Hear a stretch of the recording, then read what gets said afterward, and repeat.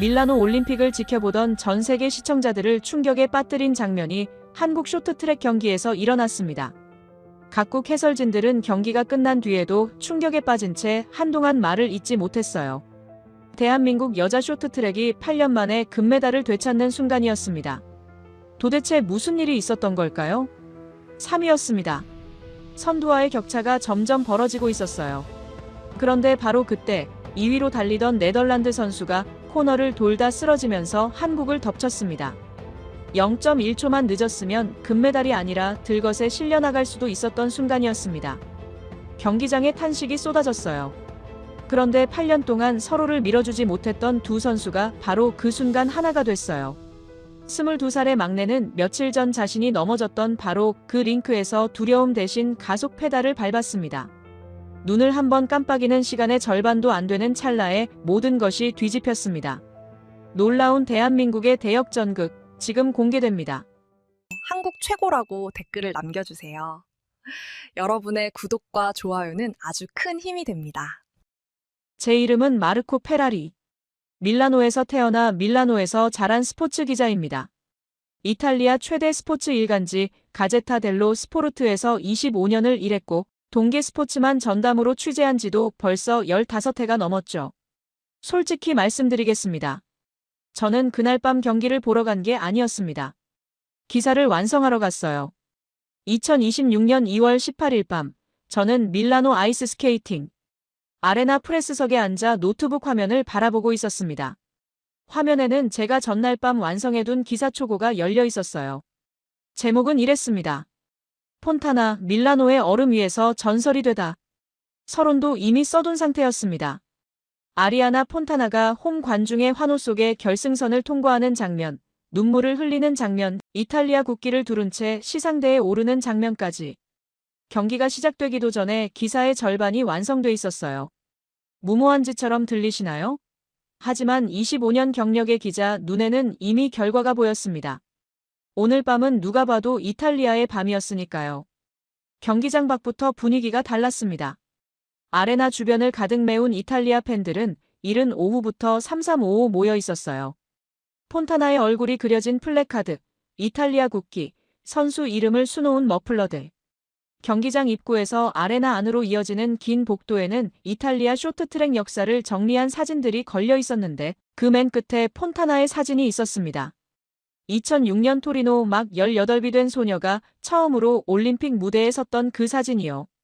그리고 지금 20년이 흐른 뒤 그녀는 다시 이탈리아 땅, 이탈리아 관중 앞에서 마지막 레이스를 준비하고 있었습니다.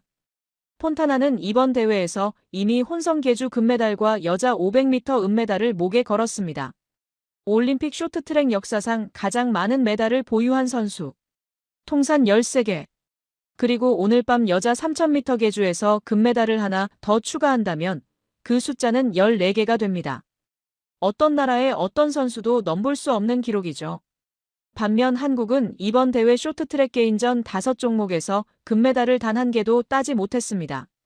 은메달 하나, 동메달 둘. 종주국이라는 타이틀이 무색한 성적이었어요. 유럽 매체들은 이미 한국 쇼트트랙의 황혼이 시작됐다는 표현을 쓰고 있었습니다. 저도 사흘 전 칼럼에 비슷한 내용을 쓴 참이었고요. 경기 2시간 전, 저는 동료 기자 루카와 커피를 마시며 말했습니다. 오늘 밤 기사는 30분이면 끝날 거야. 루카는 피식 웃었습니다. 그러면서 한마디 덧붙였어요. 근데 한국은 어떻게 볼 거야? 저는 별 생각 없이 대답했습니다. 한국은 오늘 3위도 힘들 거야. 루카가 고개를 끄덕이며 커피잔을 들었습니다. 저도 잔을 들었어요. 우리는 그렇게 폰타나의 금메달을 미리 자축했습니다. 25년 경력 기자 둘이서 경기가 시작되기도 전에. 지금 돌이켜보면 그 커피가 꽤 쓴맛이었어야 했는데 그때는 왜 그렇게 달게 느껴졌는지 모르겠습니다. 그 말을 내뱉고 프레스석으로 돌아오는 길에 저는 빙판 쪽을 내려다봤습니다. 워밍업을 하는 선수들 사이에서 뭔가 눈에 걸렸어요. 한국 선수 한 명이었습니다. 다른 선수들과 달리 스케이트 날이 황금색으로 빛나고 있었거든요. 등번호를 확인했습니다. 등에 적힌 이름은 길리킴, 즉 김길리였어요. 저는 그 이름을 취재 수첩에 받아 적었습니다. 딱히 이유는 없었어요. 그냥 뭔가 눈에 걸렸으니까요. 그게 그날 밤 제가 저지른 첫 번째 실수였습니다. 경기 전날, 저는 습관적으로 취재 자료를 정리하는 시간을 가집니다. 상대 선수나 팀의 이번 대회 성적, 최근 흐름, 외신 반응 같은 것들을 훑어보는 거예요. 폰타나 기사를 이미 써뒀으니 사실 크게 필요한 작업은 아니었습니다. 그냥 오랜 직업적 습관이랄까요? 그런데 한국 쇼트트랙 자료를 열어보는 순간 저도 모르게 잠깐 멈췄습니다. 외신 헤드라인들이 꽤 날카로웠거든요. 영국 가디언은 이렇게 썼습니다. 쇼트트랙 제국의 황혼이 시작됐는가? 미국 ESPN은 조금 더 직접적이었어요. 한국 쇼트트랙, 밀라노에서 길을 잃다. 프랑스 레퀴프는 더 냉정했습니다. 한때 무적이었던 팀의 초라한 현재. 근거가 없는 말들이 아니었습니다. 숫자가 말해주고 있었으니까요. 이번 밀라노 올림픽 쇼트트랙 개인전은 총 5개 종목입니다. 여자 500m, 1000m, 1500m, 남자 1000m, 1500m. 한국은 그 5종목에서 금메달을 단 하나도 따지 못했어요. 은메달 하나, 동메달 둘. 반면 네덜란드는 개인전에서만 금메달 4개를 쓸어 담았습니다. 쇼트트랙 종주국이라는 이름 위에 커다란 물음표가 찍히고 있었어요. 그런데 자료를 넘기다가 불편한 숫자 하나가 눈에 들어왔습니다. 여자 3000m 계주. 올림픽 정식 종목으로 채택된 1992년 알베르빌 대회 이후 총 9번 열렸습니다. 한국의 우승 횟수는 6번. 1994년 릴 레한메르부터 2006년 토리노까지 4번을 내리 우승했고 2010년 밴쿠버에서는 석연찮은 판정으로 실격을 당하지 않았다면 어쩌면 7번이 됐을 수도 있는 기록이었어요. 저는 그 숫자를 잠시 들여다봤습니다. 설마 개인전을 이렇게 망친 팀이 계주에서 그럴 리 없다고 생각했어요. 그러다 다른 기사 하나가 눈에 걸렸습니다. 대회 열흘 전쯤 올라온 기사였어요. 밀라노 아이스 스케이팅 아레나에서 열린 혼성 2000m 계주 준결승 경기 사진이었습니다. 사진 속에는 얼음 위를 나뒹구는 선수 하나가 찍혀 있었어요. 시속 50km로 질주하던 몸이 코너를 돌다 튕겨져 나간 것처럼 안전 펜스 쪽으로 미끄러지는 장면이었습니다. 그 선수가 바로 어제 제 눈에 걸렸던 황금색 스케이트 날의 선수였습니다. 기사를 자세히 읽었어요. 준결승 막바지에 미국 선수 코린 스토다드가 넘어지면서 아웃코스를 질주하던 김길리와 정면으로 충돌했습니다. 균형을 잃은 김길리의 몸은 얼음 위에 내동댕이 쳐졌고 관성에 의해 펜스 쪽으로 미끄러졌어요. 한국은 그 사고로 혼성 계주 결승 진출에 실패했습니다. 더 찾아보니 그게 전부가 아니었어요. 여자 500m에서도 준준 결선 탈락, 스피드와 몸싸움의 벽 앞에서 번번이 좌절을 맛봤다는 내용이 나왔습니다. 그런데 거기서 멈추지 않고 계속 읽다 보니 한 줄이 더 나왔어요. 여자 1000m 결승. 혼성 계주에서 넘어져 얼음 위를 나뒹굴었던 그 선수가 바로 그 다음날 같은 경기장에서 동메달을 따냈다는 내용이었습니다. 넘어졌던 기억이 트라우마가 되어 다리를 붙잡을 수도 있었을 텐데 김길리는 달랐어요. 이번 올림픽이 그녀의 생애 첫 올림픽이었습니다. 낙상, 탈락, 부진을 겪으면서도 결승 무대에서 동메달을 따낸 22살의 막내. 저는 사진을 한참 들여다봤습니다. 얼음 위에 쓰러진 그 선수의 표정은 기사 사진이 흐려서 잘 보이지 않았어요. 하지만 스케이트 날만큼은 선명하게 보였습니다. 황금색. 얼음 위에 나뒹굴면서도 황금색으로 빛나는 그날이 묘하게 마음에 걸렸습니다. 왜 황금색으로 칠했을까? 아무에게도 말하지 않았을 22살의 다짐이 그날 끝에 새겨져 있는 것 같았어요. 저는 수첩을 덮었습니다. 내일 기사는 폰타나 이야기니까 이 선수는 제 취재 범위가 아니었어요. 그렇게 생각했습니다. 취재 자료를 정리하다 보면 생각지도 못한 방향으로 흘러가는 경우가 있습니다. 한국 쇼트트랙 자료를 훑다가 김길리라는 이름을 발견했고 김길리를 찾다 보니 한국 여자 계주팀 전체 이야기로 번졌습니다. 그리고 그 이야기를 따라가다 보니 저는 어느새 전혀 예상하지 못했던 곳에 도착해 있었어요. 최민정과 심석희. 두 이름이었습니다. 한국 여자 쇼트트랙을 조금이라도 아는 사람이라면 이 두 선수를 모를 수가 없습니다. 최민정은 이번 대회 한국 선수단 주장이자 3번의 올림픽을 거치며 금메달 3개, 은메달 2개를 목에 건 살아있는 전설입니다. 심석희는 2018년 평창에서 계주 금메달을 함께 만든 베테랑이고요. 나이는 심석희가 1살 위였지만 두 선수 모두 오랜 시간 한국 대표팀의 중심을 지켜온 에이스였어요. 국내외 언론이 입을 모아 한국 쇼트트랙의 두 기둥이라 불렀던 선수들입니다. 그런데 그 두 기둥 사이에 깊은 균열이 있었습니다. 2018년 평창 올림픽 이후 두 선수 사이에 심각한 불화가 있었고 그 갈등은 공식 조사 요구와 법적 공방으로까지 번졌어요. 자세한 내막을 다 파고들 필요는 없었습니다. 중요한 건 그 결과였으니까요. 이후 두 선수는 같은 계주팀에서 뛰면서도 서로 신체 접촉이 없도록 순번을 따로 조정해왔다는 내용이 기사에 나와 있었어요. 쇼트트랙에서 앞 주자가 다음 주자를 힘껏 밀어주는 터치가 얼마나 중요한지는 저도 알고 있습니다. 그 핵심 기술을 두 에이스가 서로에게 쓸 수 없었다는 건 팀 전체의 경쟁력이 그만큼 조용히 갉혀 있었다는 뜻이기도 했어요.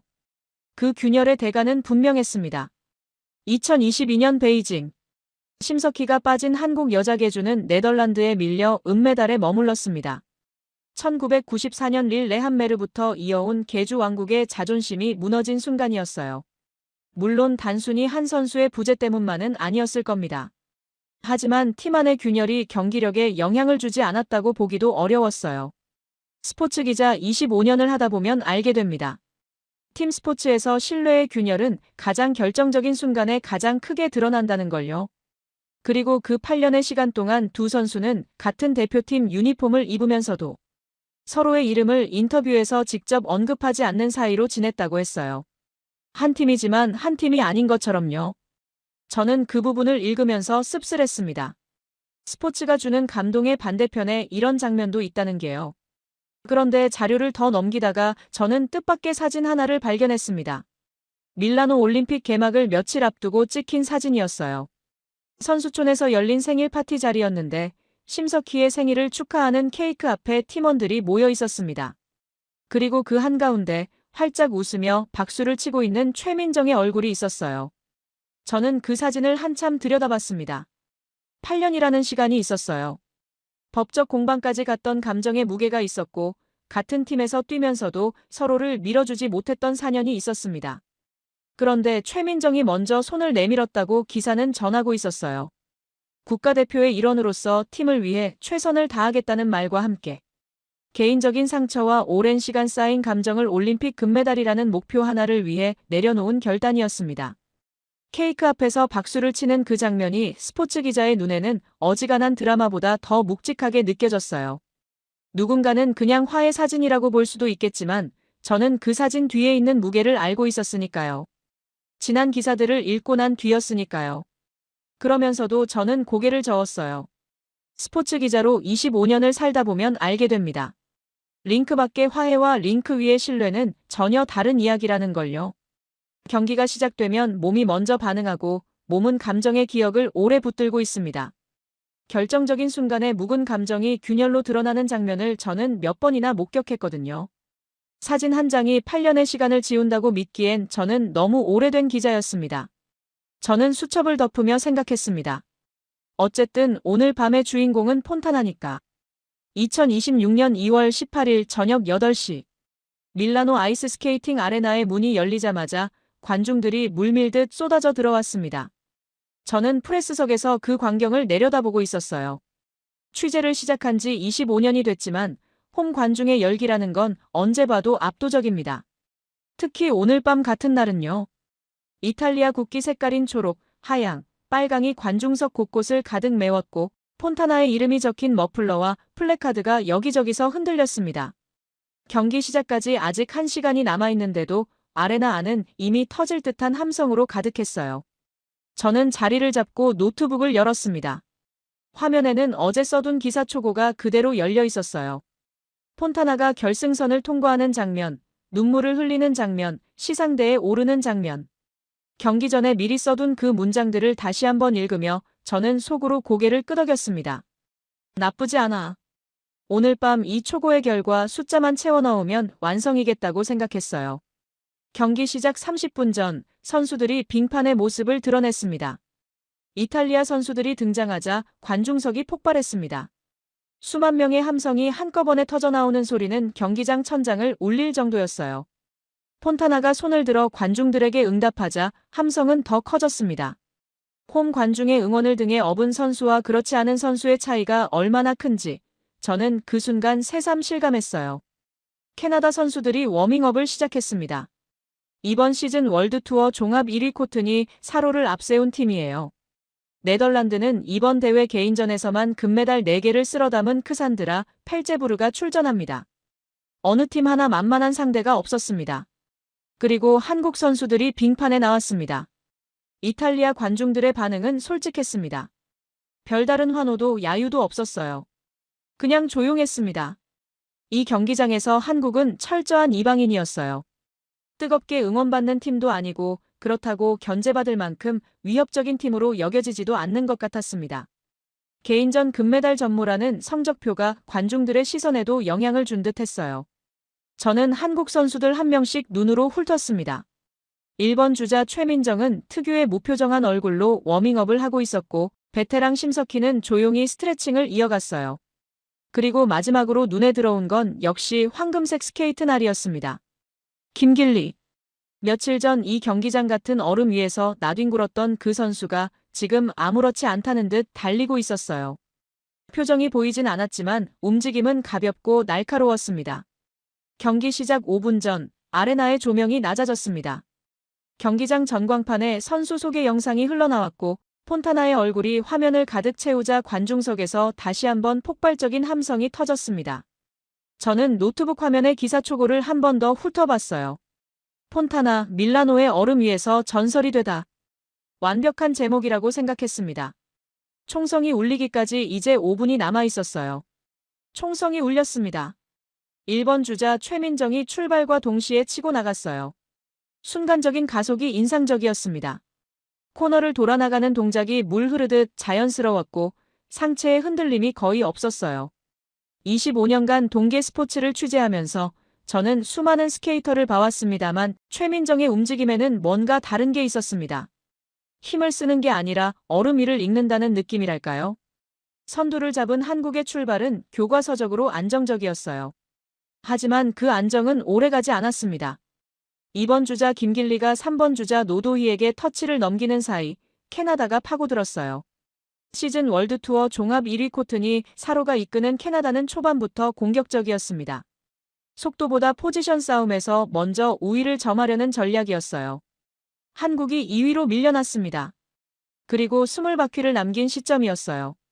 네덜란드의 에이스 크산드라 펠제부르가 날카로운 인코스 추월로 치고 들어왔습니다. 한국이 3위로 내려앉았어요. 저는 그 장면에서 자연스럽게 노트에 펜을 가져갔습니다. 예상대로 흘러가고 있었으니까요. 바로 그때 제 오른쪽 유리병 너머 MBC 중계석이 눈에 들어왔습니다. 미국 해설진 2명이 동시에 몸을 앞으로 기울이며 빠르게 뭔가를 얘기하고 있었어요. 말은 들리지 않았지만 표정은 읽혔습니다. 고개를 젓는 동작, 손을 펼쳐 보이는 제스처. 이건 힘들어 보인다는 얼굴이었어요. 저는 그 모습을 수첩에 짧게 적었습니다. 중계진도 포기한 상황이라고. 관중석도 분위기가 달라지기 시작했어요. 이탈리아 팬들이 서서히 들끓기 시작했습니다. 폰타나가 마지막 주자로 등장할 순간을 기다리는 흥분이었어요. 여기저기서 폰타나의 이름이 터져나왔고 구석구석 이탈리아 국기가 흔들렸습니다.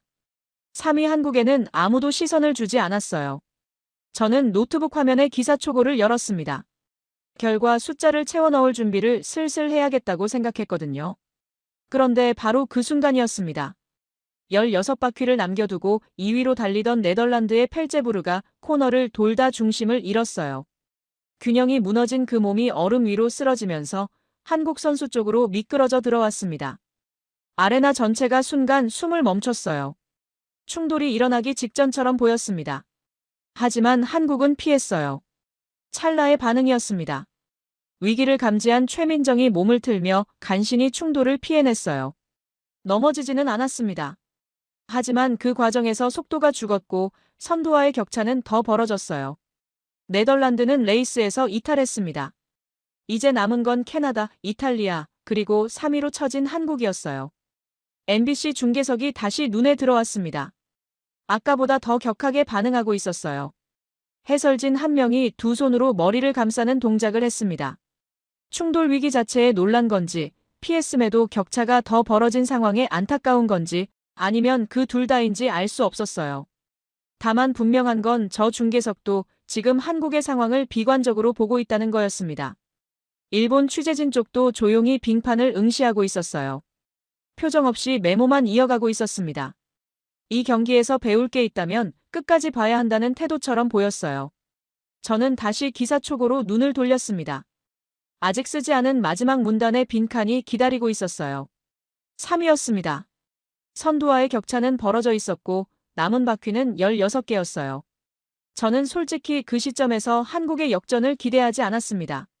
스포츠 기자로 25년을 살면서 저는 숫자보다 흐름을 더 믿는 편입니다. 그리고 그 순간 흐름은 분명히 캐나다와 이탈리아 쪽에 있었어요. 캐나다는 시즌 내내 가장 안정적인 팀이었고 이탈리아는 홈 관중 수만 명의 함성을 등에 업고 있었습니다. 한국은 충돌 위기를 피하느라 속도가 죽은 상태로 3위에 처져 있었고요. 그런데 이상한 일이 벌어지기 시작했습니다. 한국이 줄어들고 있었어요. 처음엔 제 눈이 착각하는 줄 알았습니다. 격차가 워낙 천천히 좁혀지고 있었거든요. 드라마틱하게 치고 올라오는 게 아니었어요. 소리도 없었고 눈에 확 띄는 동작도 없었습니다. 그냥 조용히, 아주 조용히 한 바퀴 돌 때마다 조금씩 앞 선수와의 간격이 줄어들고 있었어요. 마치 얼음 위에 포식자가 먹잇감과의 거리를 소리 없이 좁혀가는 것처럼요. 저는 펜을 내려놓고 빙판에 집중하기 시작했습니다. 최민정이 달리고 있었습니다. 3위 자리에서 앞선 두 팀을 눈으로 쫓으며 리듬을 유지하고 있었어요. 표정은 보이지 않았지만 움직임에는 흔들림이 없었습니다. 코너를 돌 때마다 상체가 낮게 눌리며 최대한의 추진력을 만들어내고 있었어요. 힘을 아끼는 게 아니라 정확하게 쓰고 있다는 느낌이었습니다. 3번의 올림픽을 거친 베테랑만이 가질 수 있는 경기 운영이었어요. 10바퀴를 남긴 시점이었습니다. 격차가 확연히 줄어들어 있었어요. 저는 그제야 노트북에서 손을 완전히 뗐습니다. 기사 초고 창을 최소화했어요. 경기에 집중해야 할 것 같다는 직감이 들었거든요. 관중석의 이탈리아 팬들도 뭔가 달라진 걸 느끼는 것 같았습니다. 조금씩 웅성거리는 소리가 들렸어요. 폰타나를 향한 환호 속에 묘한 긴장감이 섞이기 시작했습니다. 선두를 달리던 캐나다도 속도를 높였어요. 뒤에서 조여오는 압박을 느끼는 듯 했습니다. 그런데 이 순간 저는 제가 사흘 전에 읽었던 기사 하나를 떠올렸습니다. 한국 여자 계주팀의 전략에 관한 내용이었어요. 심석희가 마지막 4번 주자로 뛰면서 1번 주자 최민정을 힘껏 밀어주는 구도로 짰다는 내용이었습니다. 176cm의 장신에서 나오는 압도적인 푸시. 파워가 최민정의 가속에 부스터 역할을 한다는 분석이 함께 실려 있었어요. 저는 그때 그 기사를 읽으면서 흥미롭다고 생각했습니다. 동시에 한편으로는 씁쓸하기도 했어요. 8년의 앙금을 가진 두 선수가 그 전략을 실전에서 완벽하게 구현할 수 있을지 의문이었거든요. 링크 밖에서 박수를 치는 것과 링크 위에서 몸을 맡기는 건 다른 문제니까요. 그런데 지금 한국은 3위에서 조용히 선두를 향해 달려오고 있었습니다. 남은 바퀴가 5개가 됐습니다. 한국과 선두의 격차는 이제 한눈에 봐도 좁아져 있었어요. 빙판 위에 세 팀이 바짝 붙어 달리기 시작했습니다. 밀라노 아레나의 함성이 한층 더 높아졌어요. 저는 자리에서 몸을 조금 앞으로 기울였습니다. 4바퀴가 남았습니다. 4바퀴가 남은 순간이었습니다. 심석희가 최민정의 등을 밀었습니다. 그 한 장면을 저는 프레스석에서 정확히 목격했어요. 176cm의 장신에서 뿜어져 나오는 힘이 최민정의 등에 실리는 순간 최민정의 몸이 전혀 다른 속도로 얼음을 박차고 나갔습니다. 마치 멈춰있던 스프링이 한꺼번에 풀리는 것처럼요. 캐나다를 제치고 2위로 치고 올라서는데 걸린 시간이 심장이 2번 뛸 만큼도 되지 않았어요. 저는 그 순간 취재 수첩을 쥐고 있다는 사실을 잊었습니다. 8년이라는 시간이 있었어요. 법적 공방까지 갔던 감정의 무게가 있었고 같은 팀에서 뛰면서도 서로를 직접 밀어주지 못했던 시간이 있었습니다. 그런데 4바퀴를 남긴 그 순간 심석희는 자신의 모든 힘을 최민정에게 실었어요. 머뭇거림이 없었습니다. 주저함도 없었어요. 176cm의 장신이 만들어낸 그 한 번의 밀어주기에는 8년의 무게를 내려놓은 사람만이 낼 수 있는 힘이 담겨 있었습니다. 최민정은 그 힘을 한 방울도 흘리지 않고 속도로 바꿨어요. 링크 밖의 화해가 링크 위의 신뢰로 이어지는 건 불가능하다고 생각했던 제 판단이 틀렸습니다. 두 선수는 말이 아니라 몸으로 8년의 거리를 지워버렸어요. 이제 2위 한국과 선두 이탈리아. 남은 건 두 바퀴였습니다. 마지막 주자 교체가 이루어졌어요. 최민정이 김길리를 밀었습니다. 이제 모든 것은 22살 막내의 발에 달렸어요. 앞서 달리는 선수는 아리아나 폰타나였습니다. 2006년 토리노에서 18배 나이로 올림픽 무대에 처음 섰던 그 선수가 20년이 지난 지금 다시 자국땅에서 홈 관중의 함성을 등에 업고 달리고 있었어요. 올림픽 쇼트트랙 역사상 가장 많은 메달을 보유한 선수. 통산 13개. 그리고 오늘 밤 하나를 더 추가하려는 전설. 밀라노 아레나의 함성이 절정에 달했습니다. 수만 명이 동시에 폰타나의 이름을 외쳤어요. 경기장 전체가 진동하는 느낌이었습니다. 저는 저도 모르게 두 손으로 프레스석 난간을 잡았어요. 김길리가 달리고 있었습니다. 저는 그 순간 며칠 전 봤던 사진들을 연달아 떠올렸어요. 얼음 위를 나뒹굴던 황금색 스케이트 날. 500m 준중결선에서 탈락하던 장면. 그리고 다음 날 같은 얼음 위에서 다시 일어나 1000m 동메달을 따냈던 그 선수. 낙상이 트라우마가 되지 않았던 22살. 처음부터 이 황금색 날은 그런 의미였을지도 모른다는 생각이 들었어요. 금메달을 향한 조용한 다짐. 아무에게도 말하지 않았을 22살의 간절함이 날 끝에 새겨져 있었던 거라고요. 지금 그날이 폰타나의 뒤를 쫓고 있었습니다. 마지막 바퀴로 접어드는 코너였습니다. 바로 그 코너였어요. 며칠 전 김길리가 미국 선수와 충돌해 얼음 위에 나뒹굴었던 바로 그 자리. 저는 순간 숨을 참았습니다. 그 코너에서 황금색 날이 안쪽으로 파고들었어요. 인코스였습니다. 폰타나가 막으려 했지만 이미 늦었어요. 김길리의 몸이 전설의 안쪽을 뚫고 선두로 올라서는 데 걸린 시간은 제가 숨을 참고 있던 그 찰나였습니다. 넘어졌던 바로 그 코너에서 두려움 대신 가속 페달을 밟은 22살이 20년 경력의 전설을 0.093초 차이로 제쳤어요. 수만 명의 함성이 한순간 정적으로 바뀌었습니다. 밀라노 아레나가 얼어붙었어요. 폰타나가 맹렬히 추격했지만 김길리는 인코스를 끝까지 틀어막았습니다. 며칠 전 얼음에 부딪혔던 그 등이 이제는 전설의 추월을 막아내는 방패가 되어 있었어요. 4분 4초 14. 김길리가 결승선을 통과했습니다. 두 팔을 하늘로 치켜들며 포효하는 그 장면과 함께 이탈리아와의 기록차가 전광판에 떴어요. 0.093초. 눈을 한번 깜빡이는 시간의 절반도 되지 않는 차이였습니다. 저는 자리에서 일어나 있었어요. 언제 일어났는지도 몰랐습니다. 스마트폰으로 알림이 쏟아지기 시작했어요. 미국 MBC 스포츠의 속보였습니다. 대한민국, 밀라노를 뒤집다. 황금색 스케이트 날이 계주 금메달을 낚아채다. 이어서 영국 BBC의 속보가 들어왔어요. 대한민국이 다시 빙상에 군림합니다. 극적인 역전으로 8년 만에 계주 금메달. 두 매체 모두 경기가 끝나자마자 헤드라인을 올렸습니다. 전 세계 스포츠 편집자들이 동시에 같은 판단을 내렸다는 뜻이었어요. 오늘 밤 이 경기가 단순한 금메달이 아니라는 것을요. 저는 멍하니 빙판을 바라봤습니다. 최민정이 달려와 김길리를 끌어안았어요. 심석희는 얼굴을 두 손으로 감싸쥐고 오열하고 있었습니다. 경기 내내 선두에서 팀을 이끌었던 최민정도 결정적인 밀어주기로 흐름을 바꿨던 심석희도 마지막 두 바퀴에서 전설을 제쳤던 김길리도 모두 얼음 위에서 울고 있었어요. 8년의 무게가 한꺼번에 녹아내리는 장면이었습니다. 저는 노트북 화면을 열었어요. 기사 초고가 펼쳐졌습니다. 폰타나, 밀라노의 얼음 위에서 전설이 되다. 저는 그 문장을 바라보다가 천천히 노트북 뚜껑을 닫았습니다. 시상식이 끝났습니다. 태극기가 올라가고 한국 국가가 흘러나오는 동안 이탈리아 관중들은 조용히 그 장면을 바라봤어요. 야유도 없었고 박수도 크지 않았습니다. 그냥 묵묵히 지켜봤어요. 지는 것에 익숙한 사람들의 표정이 아니었습니다. 예상하지 못한 결과를 받아들이는 사람들의 표정이었어요. 폰타나는 시상대 2위 자리에서 미소를 지었습니다. 20년 경력의 전설다운 미소였어요. 지고도 품위를 잃지 않는 그 얼굴을 저는 카메라에 담았습니다. 오늘 밤 기사에 꼭 넣어야 할 장면이었거든요. 프레스석으로 돌아온 저는 노트북을 열었습니다. 전날 밤 공들여 써둔 기사 초고가 화면에 펼쳐졌어요. 저는 그 제목을 한참 바라봤습니다. 그리고 마우스를 움직여 전체 선택을 눌렀어요. 화면의 모든 글자가 파란색으로 물들었습니다.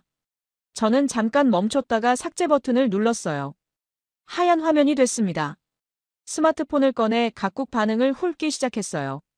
기사를 새로 쓰려면 오늘 밤 이 경기가 세계에 어떻게 받아들여지고 있는지부터 파악해야 했으니까요. MBC 스포츠부터 봤습니다. 경기 직후 중계 하이라이트 클립이 이미 수십만 조회수를 넘기고 있었어요. 해설진이 김길리의 인코스 추월 순간 자리에서 벌떡 일어나며 소리를 지르는 장면이었습니다. 해설 화면 아래 MBC가 달아놓은 한 줄 설명이 눈에 들어왔어요. 올림픽 개주 역사상 가장 극적인 역전 가운데 하나. 미국 스포츠 매체가 자국 선수도 없는 경기에 이런 표현을 쓴다는 건 흔한 일이 아니었습니다. 영국 BBC도 빠르게 기사를 올렸어요. 한국의 저력이라는 표현을 제목에 썼습니다. 본문에는 쇼트트랙 종주국이 개인전 부진을 딛고 가장 중요한 순간에 다시 한번 증명해 보였다는 내용이 담겨 있었어요. 밀라노 현지 일간지 코리에레 델라 세라도 확인했습니다. 홈팀이 은메달에 그쳤음에도 논조는 예상보다 차분했어요. 이탈리아 빙판 위에서 한국이 역사를 썼다는 표현을 쓰면서 폰타나의 마지막 레이스가 패배로 끝났지만 그 자체로 이미 전설이었다고 마무리했습니다. 지는 방식조차 품위 있게 쓴 기사였어요. 이탈리아다운 문장이었습니다. 일본 반응도 확인했어요. 흥미로운 기사 하나가 눈에 들어왔습니다. 일본 대표 선수 한 명이 경기가 끝난 뒤에도 퇴근하지 않고 경기장에 남아 한국 여자 계주 영상을 반복해서 보며 메모를 했다는 내용이었어요. 기자가 이유를 묻자 그 선수는 이렇게 답했다고 합니다. 배울 게 있으면 배워야죠. 저는 그 문장을 수첩에 받아 적었습니다. 빙판 위 경쟁국 선수가 경기가 끝난 뒤에도 자리를 떠나지 못하고 공부를 한다. 이것만큼 한 팀의 수준을 설명하는 장면이 또 있을까요? 저는 다시 노트북의 하얀 화면을 바라봤습니다. 그리고 천천히 타이핑을 시작했어요. 오늘 이 경기를 어떻게 설명해야 할까 생각했습니다. 단순한 역전 드라마로 쓸 수도 있었어요. 8년 만에 금메달 탈환으로 쓸 수도 있었고요. 0.093초의 드라마로 쓸 수도 있었습니다. 하지만 그 어떤 표현도 오늘 밤 제가 목격한 것을 온전히 담아내지 못하는 것 같았어요. 저는 경기 내내 봐왔던 장면들을 하나씩 떠올렸습니다. 충돌 위기를 피하고도 흔들리지 않았던 최민정의 눈빛. 8년의 앙금을 내려놓고 온 힘을 담아 동료의 등을 밀었던 심석희의 손. 넘어졌던 바로 그 코너에서 두려움 대신 가속 페달을 밟았던 22살의 황금색 스케이트 날. 그리고 이 팀이 서 있는 자리. 1994년 릴레한메르부터 2026년 밀라노까지 10번의 올림픽 중 7번의 우승. 의심받고 흔들리고 때로는 넘어지면서도 결국 돌아오는 팀. 저는 새 제목을 입력했습니다. 대한민국은 언제나 돌아온다. 2006년 이탈리아 토리노에서 금메달을 땄던 나라가 정확히 20년 뒤 다시 이탈리아 땅에서 같은 일을 해냈습니다. 홈 관중의 함성 속에서 전설을 상대로 0.093초 차이로. 저는 그 문장들을 써내려가면서 생각했어요. 오늘 밤 나는 폰타나의 기사를 쓰러 이 경기장에 왔다. 그런데 오늘 밤 내가 목격한 건 전혀 다른 이야기였다. 기사를 마무리하며 저는 마지막 문장을 이렇게 썼습니다. 스포츠에는 가끔 숫자로 설명되지 않는 장면이 있다. 오늘 밤 밀라노 아이스 스케이팅 아레나에서 나는 그런 장면을 봤다. 대한민국 여자 쇼트트랙은 오늘 금메달을 딴 게 아니었다. 그들은 그냥 돌아온 것이었다. 전송 버튼을 눌렀습니다. 시각은 자정이 넘어 있었어요. 텅 빈 경기장에는 청소부들이 얼음 위를 정리하고 있었습니다. 저는 가방을 챙기며 마지막으로 빙판을 내려다봤어요. 조명이 꺼진 얼음 위는 조용했습니다. 몇 시간 전 수만 명의 함성이 울려 퍼지던 그 얼음이 지금은 아무 일도 없었다는 듯 차갑게 빛나고 있었어요. 저는 혼자 중얼거렸습니다. 다음 올림픽에도 저 얼음 위에 저 팀이 서 있겠지.